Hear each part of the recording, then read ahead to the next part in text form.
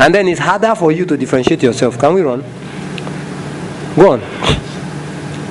So who determines whether your business succeeds or not? You are the biggest factor. But with you are your suppliers, your customers, your competition, your distributors, government, no different shareholders. If you have people that give you funds, anyone, even technology, any of these ones can cause you issues. So ask yourself, sir, in all this, who are your competitors, who are your customers, who are your suppliers, who are your distributors?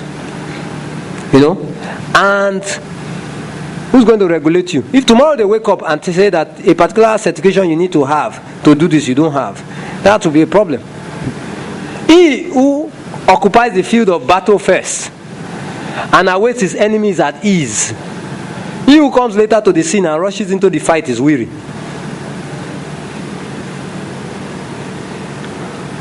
You get there, you sit, you are waiting. Let's say like a mountain. In those days there were some communities that built their houses on mountains. You know why? When they were at war, how would you attack them?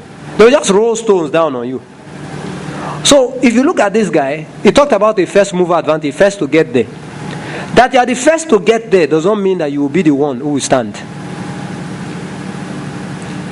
You could be the first to introduce a service, someone else comes, does it better, and people now flow with that person or that business.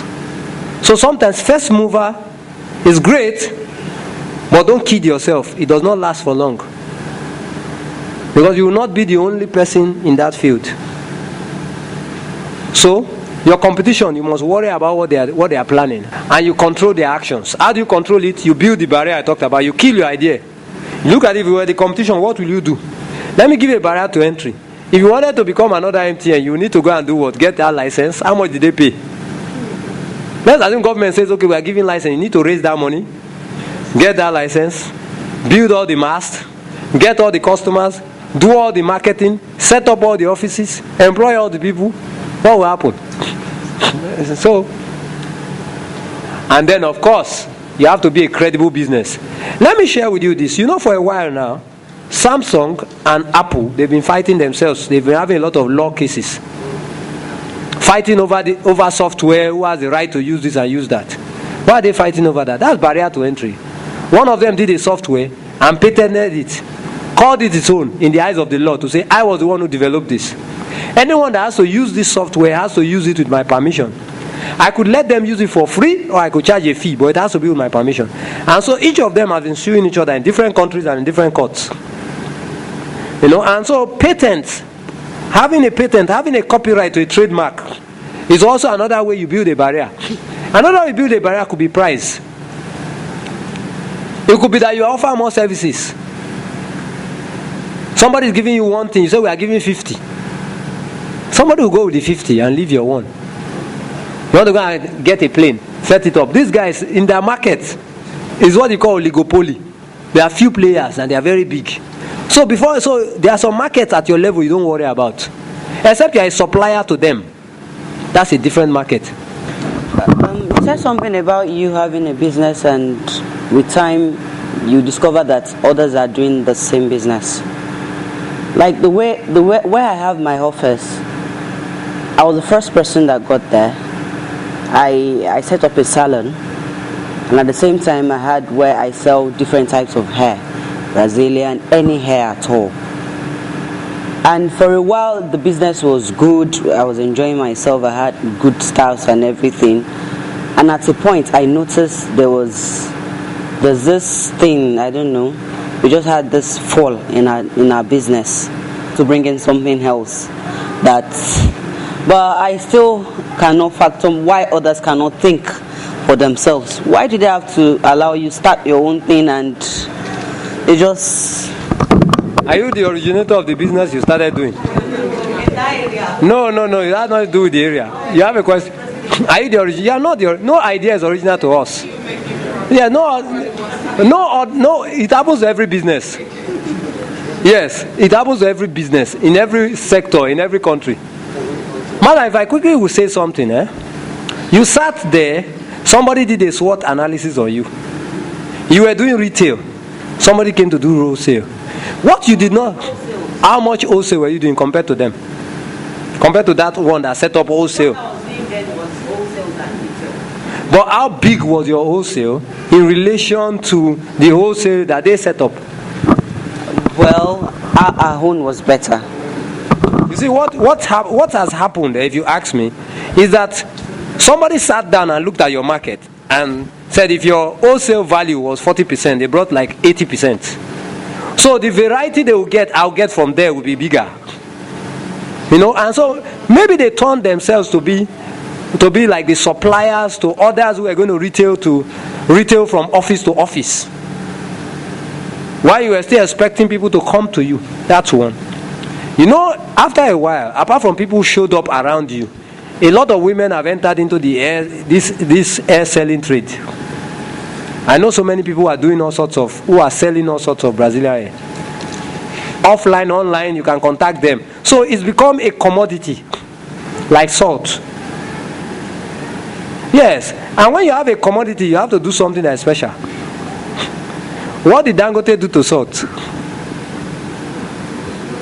Vitamin A. No, I'm coming. I've not finished. I still want to take it. What I'm saying is that somebody came, created something at your back, close to you, not up to your standard. But who tells you your consumer actually wanted up to your standard? Yes. Maybe you are giving them 150% when all they needed was 100% or 70%. Or maybe those who were willing to accept 70% were so much more that they will create a good market for you, whereas you are still doing 200%. So those are things that are around market research. How well did you know your customers and know what they wanted? How well did you differentiate your service lines into different things so that somebody came? It's not like a restaurant now. You go to a fast food restaurant, you pay for what you pay is what you get. You could eat snack, you could eat a real meal, you could eat African. It depends on what you are paying and how much you are paying. So that is also a possibility. You know, so your wholesale, you did not quickly. I'm sure if you had built the barriers I talked about.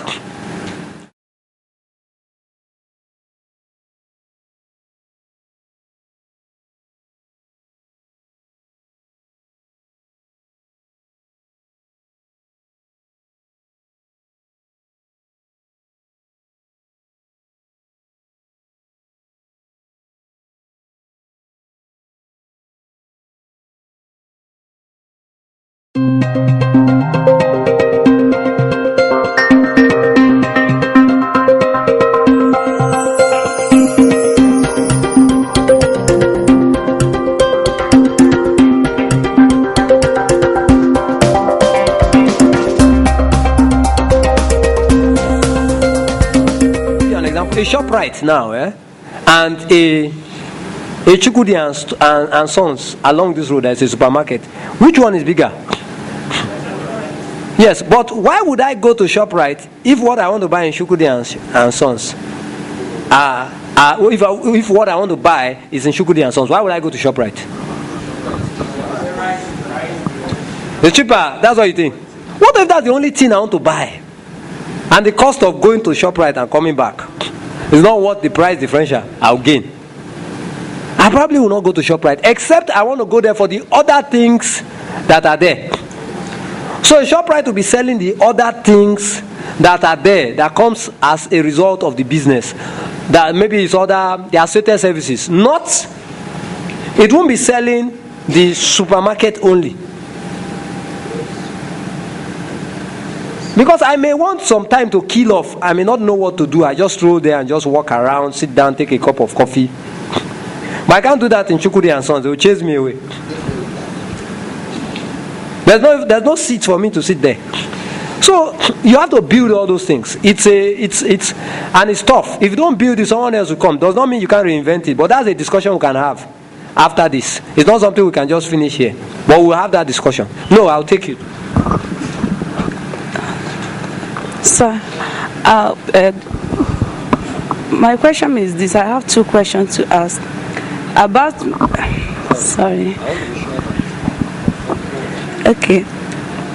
You mentioned something about my product and NAFDAC.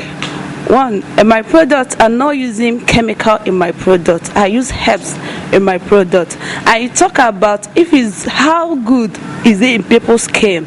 It's all skin type. How did I know? I always test my products before I release it to my clients or to my people that wants to use it. So now, as I said that I'm a starter, you talk about registering you with NAFDAC. How will I go about it? And I don't use a chemical, as I said. Okay, second, you talk about weakness.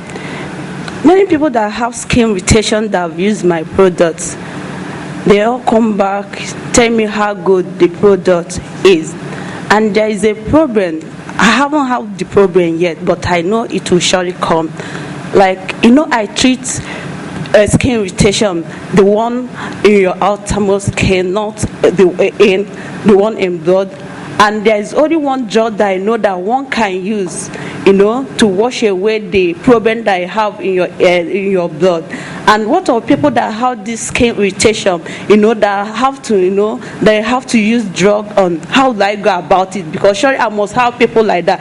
And when another person, like we talk about people that are doing what I'm doing, if they come to me, if I cannot cure them, definitely they will go to someone else. How do I go about it? NAFDAC is National Administration Agency for Drug, Food and Administration. Herbs is a drug. You are regulated by NAFDAC. You are. Okay. I'm not arguing. I'm telling you. I'm a medical doctor. Every drug, every herb has chemical ingredients you can extract from it. Yes, because a lot of drugs, a lot of medical drugs are from herbs too. So don't make that mistake. If they are not aware, if you are big enough, they will be aware of what you are doing. If you are big enough, NAFDAC will be aware of what you are doing. If you are not big enough, that's why they are not aware. Because if they are, and they don't need to be aware because they are monitoring, it's because your competition will report you. So it tells me that you are starting. But you have to do the right things. That's one. Two, if anything happens to any of those people you are using those things on, you are legally culpable.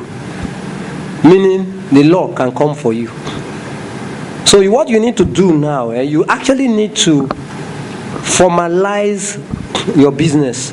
Formalize it, I mean, from a legal standpoint. Not in terms of registering the business, but ensuring that, for example, you cannot be using products for people that have not passed through a certain level of scrutiny. It is that level that gives you confidence to do what you do.